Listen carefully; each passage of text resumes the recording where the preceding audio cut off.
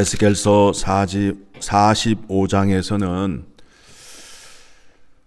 거룩한 구역과 통치자들의 통치 법칙 그리고 절기에 대해서 말씀을 하고 있습니다. 이렇게 말씀하는 것은 새 예루살렘에서 즉 하나님 나라에서 이와 같은 일이 있을 거라는 것을 말씀하고 있습니다. 1절 이하의 말씀을 보게 되니까 거룩한 그 지역을 구별하여서 그곳에 성전을 삼게 하고 성소를 또 그 가운데 둘 것이며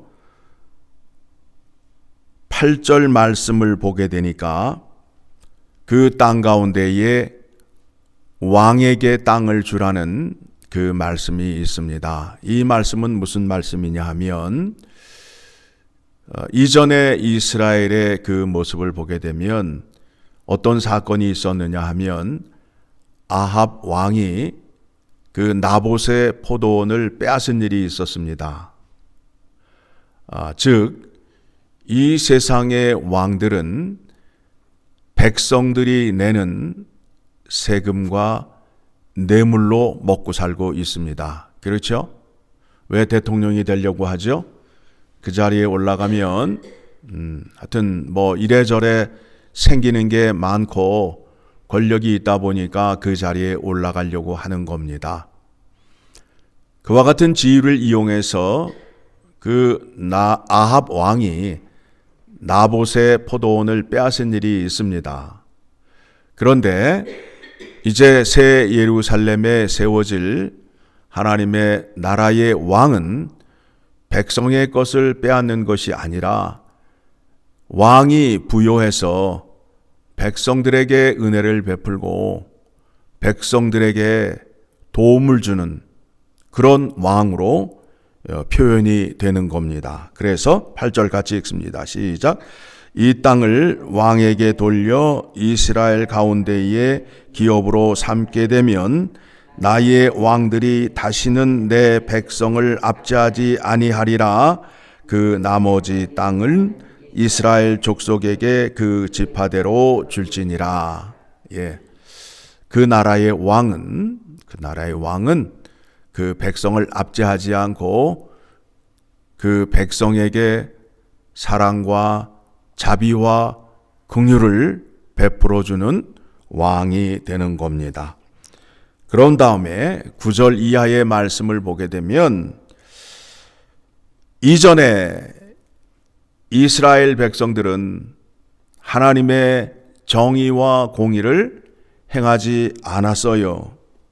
오히려 하나님의 정의와 공의를 어떻게 하였느냐 하면 어디 말씀을 보느냐 하면 아모스 5장 7절을 가게 되면 아모스 5장 7절의 말씀을 보게 되면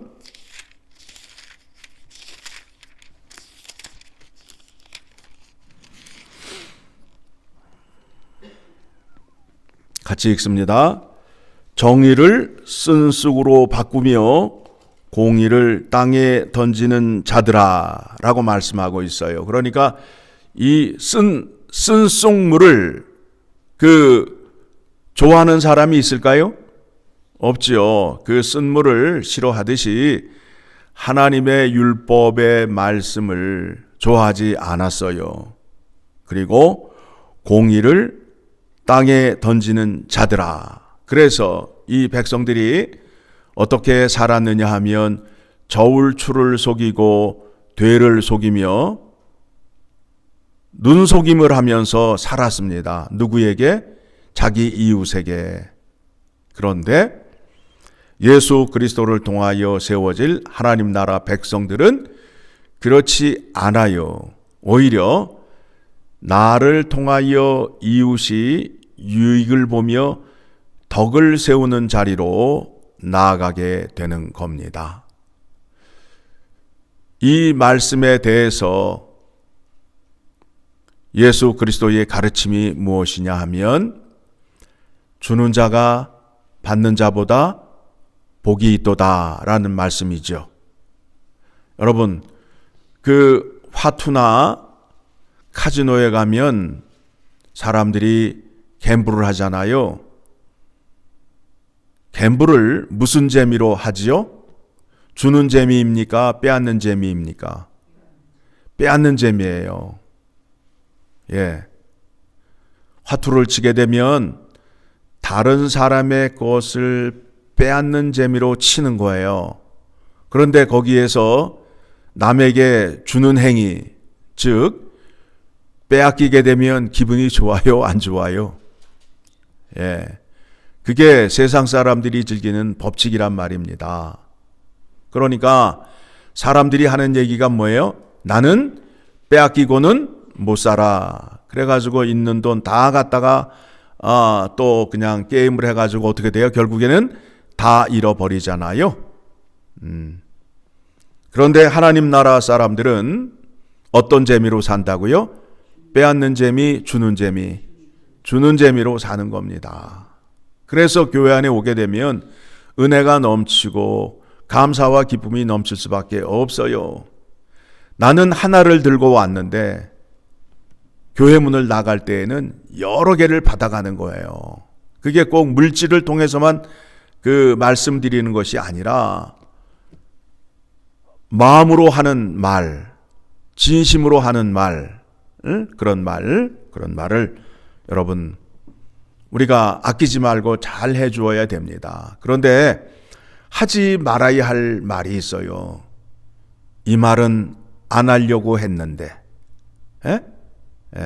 끝으로 한마디 내가 너한테 하겠는데, 내가 너한테 상처받을까봐 하는 말인데, 혹시 내가 하는 말이 너에게 상처가 되더라도 상처받지 마라고 말하는 거 얼마나 악한 거예요. 상처 줄 거를 이미 다 기대하고 그 말을 아주 포장을 하는 거 아니에요. 그렇죠? 내가 너에게 하는 이 말로 인해서 너 절대 상처받지 마. 너에게 상처 주려고 하는 말이 아니야 하면서 그 내용의 말이 뭐예요? 좋은 말이에요? 상처 주는 말이에요? 상처 주는 말이잖아요. 그러면 그런 말을 들었을 때 기분이 어때요? 더 나쁘지요? 더 나쁘잖아요. 우리가 그렇게 하고 있다고요, 지금. 그렇게 하고 있다고요. 위하는 척 하면서 그 마음을 송곳으로 후협하는 거예요. 그런 말은 하지 않으면 됩니다. 그리고 내가 들었을 때의 기분이 나쁜 말을 상대방에게 하면 안 돼요. 그리고 늘 우리가 조심해야 될 것이 무엇이냐 하면 내가 듣기 싫은 말은 하지도 말자. 그리고 말조심을 하셔야 돼요. 인품, 그 다음에 또 성품 할 때에 그 품자가 입구자가 3개예요. 그러니까 입조심을 하셔야 돼요. 입조심을. 예, 은혜 받고 말 잘못해서 다 쏟아버리고 그 다음에 또 입 가지고 자기 잘난 체하고 그러다가 다 쏟아버리는 그런 결과를 초래하게 됩니다. 그래서 교회 오셔서는 가급적이면 말을 자제하시고 또 예배 전에는 가급적으로 서로 사담을 나누지 마시고 그런 다음에 예배를 드린 후에 하나님의 말씀을 받은 것을 가지고 나눈 자리로 가는 거예요. 나는 오늘 이 말씀으로 은혜를 받았어. 내 얘기하면 된다고요. 그런데 꼭 이렇게 얘기하죠. 야, 오늘 목사님 설교가 너 들으라고 한 말인 것 같아 라고 그런 말씀도 하지 마시고 그 사람 일은 그 사람이 잘 알아서 하는 거예요. 나는 내 일만 잘하면 돼요. 그러면 교회 안에 평화가 오고 감사와 기쁨이 넘칠 수밖에 없습니다. 그렇죠? 예. 하나님 나라가 그렇게 된다라는 것을 말씀하면서 18절 이하의 말씀을 보게 되면 이제 절기에 대해서 말씀하고 있습니다. 유월절, 초실절, 대속죄일, 장막절 말씀하고 있는데, 자, 유월절은 이스라엘 사람들이 애굽 땅에서 구속을 받을 때에 어린 양의 피를 통하여 구원을 받았지요. 어린 양을 잡아서 그 피를 임방과 문설주에 바름으로 인하여 하나님의 진노가 애굽 땅에 들어왔을 때에 애굽의 첫 태생을 심판하실 때에 어린 양의 피가 발라있는 임방과 문설주는 하나님의 진노가 통과하였다 해서 패스오버가 되는 겁니다. 유월절 절기가 됩니다. 자, 이것이 요한복음 1장 29절을 가게 되면 세례 요한이 예수님을 바라보면서 한 말입니다. 요한복음 1장 29절 시작. 이튿날 요한이 예수께서 자기에게 나아오심을 보고 이르되 보라, 세상 죄를 지고 가는 하나님의 어린 양이로다. 그래서 예수 그리스도의 보혈로 우리가 죄의 사함을 받잖아요. 그렇죠? 예. 우리의 죄값을 예수 그리스도께서 대신 치루어 주셨어요. 생명의 값, 즉 핏값을 치루어 주심으로 인하여 우리가 구원을 받게 되었습니다. 그 절기가 구약에서 유월절을 통하여 나타났는데, 이 유월절 절기가 누구 때에 와서 완성이 되는 거예요? 예수 그리스도에 와서 완성이 되는 겁니다. 그렇죠? 그 다음에 초실절에 대해서 말씀을 하고 있는데, 초실절은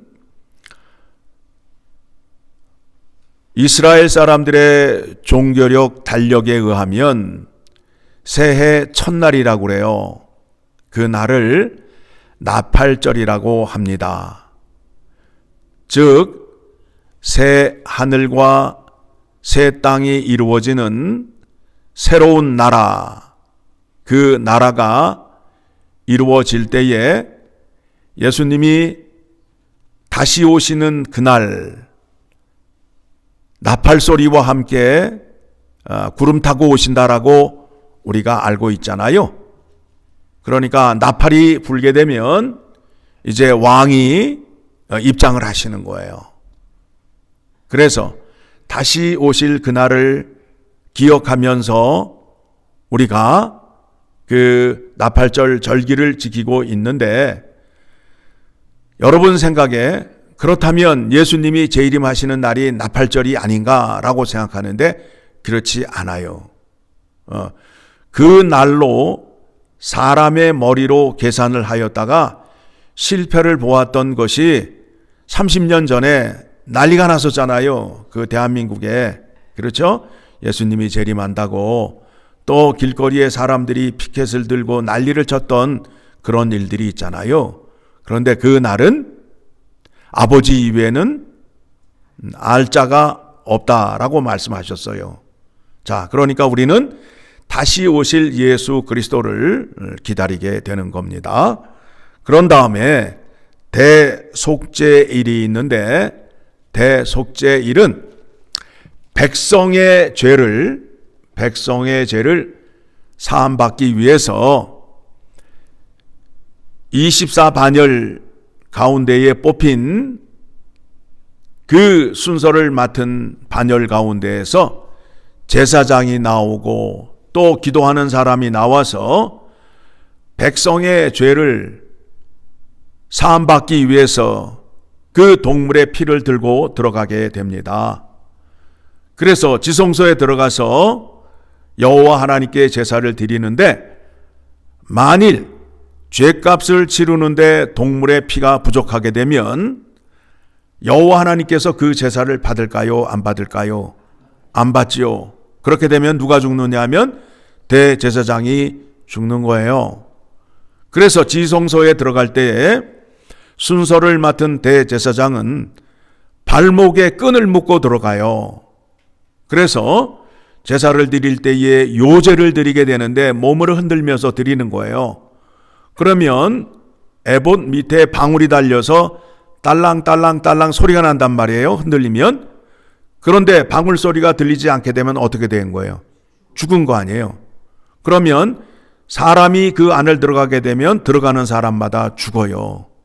그러니까 밖에서 발목에 묶여 있는 끈을 끌어내어서 그 사람의 시체를 밖으로 꺼내내는 그와 같은 일을 하게 되는 겁니다.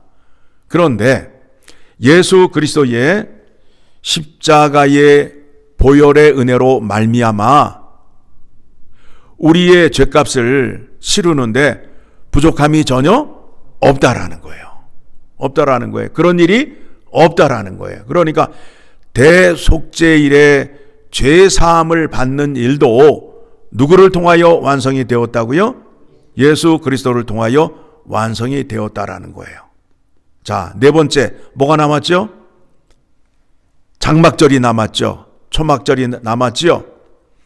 이 절기는 이스라엘 백성들이 애굽에서 나와서 광야에서 40년 동안 사는 동안에 그들의 옷이 헤어진 적이 없어요. 발이 부르튼 적이 없어요. 그들이 배를 고른 적이 없어요. 그렇죠? 예. 그들이 추위에 떤 적이 없어요. 따가운 땡볕 아래에서 일사병으로 죽어간 적이 없어요. 왜 그렇다고요? 하나님의 인도하심이 어떻게 나타났다고요? 배고플 때에는 만나와 메추라기, 목마를 때에는 반석에서 물을 내어 주시고 밤에는 불기둥, 낮에는 구름기둥으로 그 백성을 인도해 주었잖아요. 40년 동안 그 하나님의 은혜를 기억하며 감사하는 것입니다. 그런데 예수 그리스도의 이름으로 구원받은 자는 어떻게 보호해 주신다고요? 내가 너와 함께하는 임마누엘 하나님으로 오셔서 세상 끝날까지 너희와 항상 함께 있으리라 라고 말씀을 하셨어요. 그렇죠? 그러니까 그 하나님의 인도하심의 은혜가 세상 끝날까지 우리에게 임한다라는 겁니다. 한번 찾아볼까요? 마태복음 28장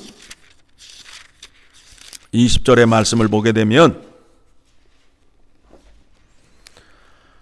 하나님 말씀 잘 배우고 잘 순종하면 그와 같은 복이 임하게 되는 겁니다. 마태복음 28장 20절 시작.